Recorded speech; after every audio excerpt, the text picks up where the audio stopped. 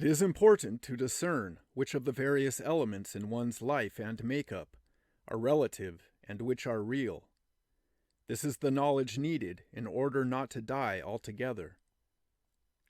The important thing is to rouse oneself from sleep and no longer be the victim of the habitual impulses and actions of the automaton, but to let the conscious self control them constantly. In other words, nothing can save us from the loss of free will unless the permanent witness is awakened and kept continually watchful. This, however, will set us free to control our thoughts and actions in accordance with the aim suggested by the spiritual witness. Such control is evidence of the presence of spirit, and without it, our experience on earth will miss its aim. The first stage in taking control of the automaton is to stop the tyranny of habit and the waste of vital force. Vital force is precious and should not be expended thoughtlessly. One can economize it by avoiding futile talk and argument, useless preoccupations, and unnecessarily violent movements.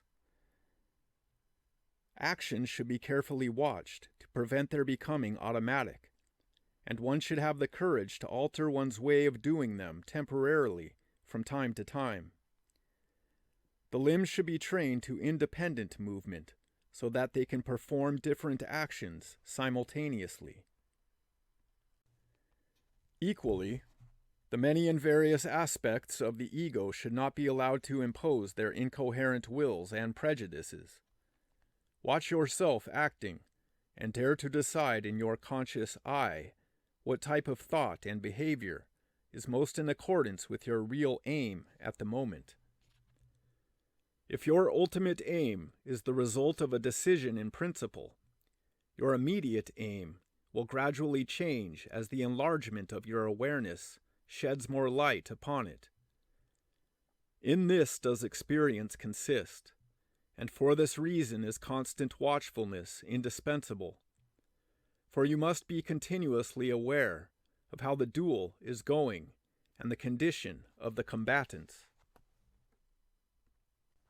Watch the phases of your liberation, and refuse to be the slave of your likes and dislikes, or of what you think impossible, for to break a habit is to release oneself from a bond. But equally, one must not become a slave to watchfulness. Self-analysis is not the answer, nor is a paroxysm of willpower made muscle-bound by fear of failure. Watchfulness means truthful observance of the motives of our actions. It means remaining in constant contact with the spiritual heart, which is the seat of the spiritual witness and the source of discernment. There are three realms on which we must keep watch: the physical, the emotional, and the mental. The methods already described will work together to control thought and emotion. The organic functions must be regarded as animal forces and treated as a skillful trainer treats wild animals, without violence, but without carelessness, and without allowing them to have whims. To train them without risk of revolt, the trainer must be quite certain of the superiority of human over animal force, for the slightest doubt of this will put him in danger. He must know, however, that he communicates with his animals not by willpower under the direction of intellect, but by his innate instinctive consciousness of their own lower natures. This is the only way to control them wisely, and not by violence. And this is exactly the method that man must use to control his own animal organism. The personal consciousness must rule the organic functions and actually control them, not be their slave.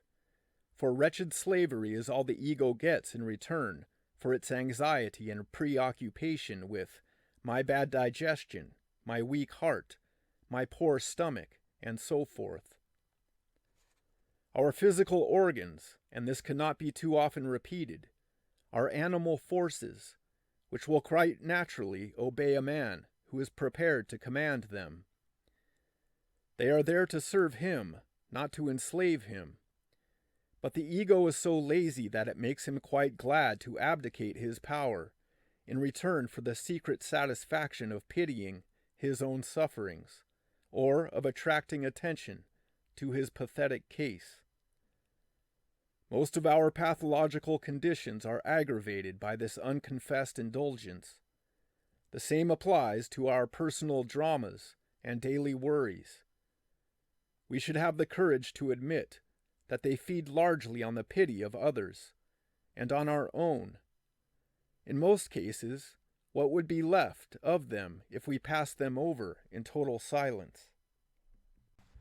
But the two egos, the personal and the automatic, when they want to attract attention and excuse their egoism, have the cunning of the serpent.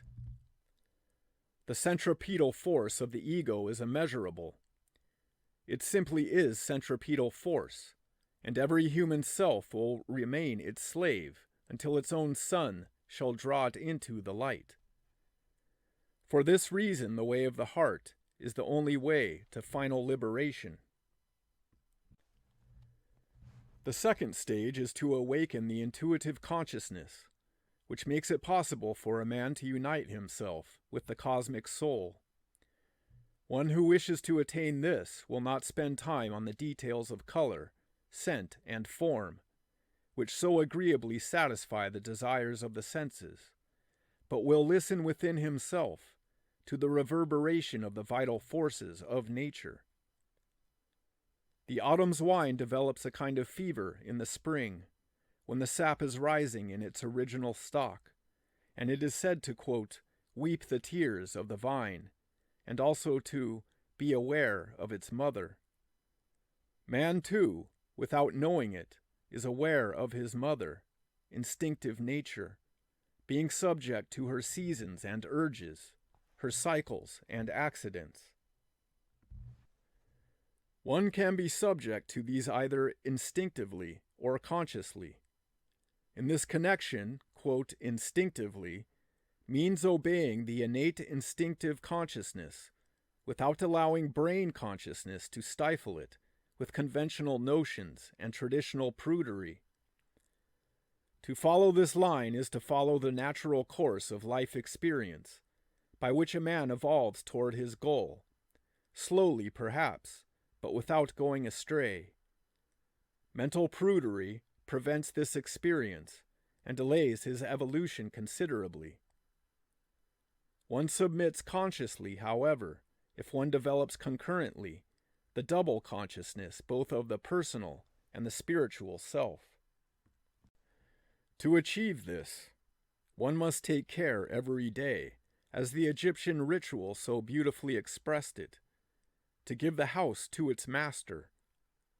This means that after awakening functional awareness of the organs by concentration without tension, one must practice an intense, quote, mediation of the heart, in order to give the spiritual consciousness full control over the automaton and the conscious I.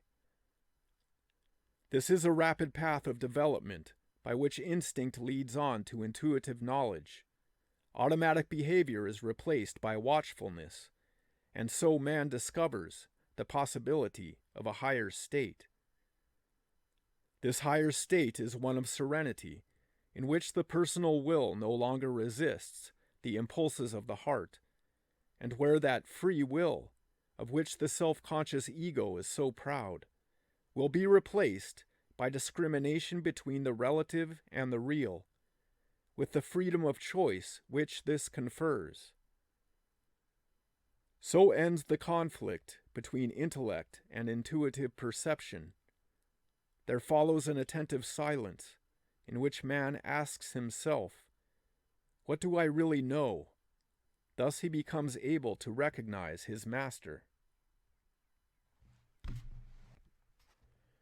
Who is your master? He can only be the one who knows the plan of your destiny, and can unerringly lead you to its fulfillment. He cannot in fact be other than the permanent witness of your destiny, your own imperishable consciousness, that is, your spiritual witness, enriched by the experience of the permanent witness. It is the element of Christ in you, which alone can be the mediator between you as a human being and the divine motive power which your intellect cannot grasp. This witness is your master, because it is your truth, what you truly are, your own true way and indestructible life. What else can be the meaning of St. Paul's words, "Until Christ be formed in you"? If you have heard the Master's call, do not make the mistake of seeking the light up in the clouds and refusing to look at the darkness out of which it is born. It is born in darkness, through the development of consciousness, which makes the darkness able to recognize it. There is, however, a danger that one may stifle it under false illuminations and illusions about oneself. One must explore one's darkness in order to find what shocks will make the light shine out of it. But if you are afraid to stir up the mud that you really are, you will stay stuck in it. And if you are afraid to face your ingrained habits and illusions, you will lose the path to the Master and have to endure the bumps of the path that you have chosen. If you fear to break down your obstacles, you will never attain the suprahuman state. But this breakage does not mean renunciation and resignation. That would produce not life, but inertia and death. The force of a repressed desire may return to haunt you in dreams, for it is only restrained, not redirected. But if the quest for the higher joy becomes intense enough, you will forget the lore. Never be resigned. That is only a sign of impotence. Have the courage rather to increase your suffering until it sublimates itself into an ardor of attainment. Always avoid mediocrity, with its petty anemic virtues, its barren regrets, and its efforts so soon exhausted. Good intentions are unavailing in hours of crisis. To advance, one must leap directly. Our different states of consciousness are evoked haphazardly by the movement of life, but, not wishing to separate them too rigidly, we shall try to arouse awareness of them by methods appropriate to each. The subjects will be the same, but looked at from a different point of view, as if they were observed in a different atmosphere, and, be it remembered, not so much understood as experienced. So we shall now begin to speak a different language. We have done our best for comprehension on the rational level, but now the time has come for direct communication between two living beings, without concern for I, you, or the other. All communication, after all, is consciousness awaking another consciousness. So as we watch together, let you listen to yourself. The great magician on this path is our own inner attitude, but it can only accomplish miracles if it is put into practice, instead of remaining a dream and an ideal. There is not much to do, but a good deal to prevent. There are no beliefs to adopt, but many to abandon. The aim is to see reality, to hear with the inward ear, and to act with awareness. There are 7 obstacles to be eliminated, and 7 accomplishments to attain.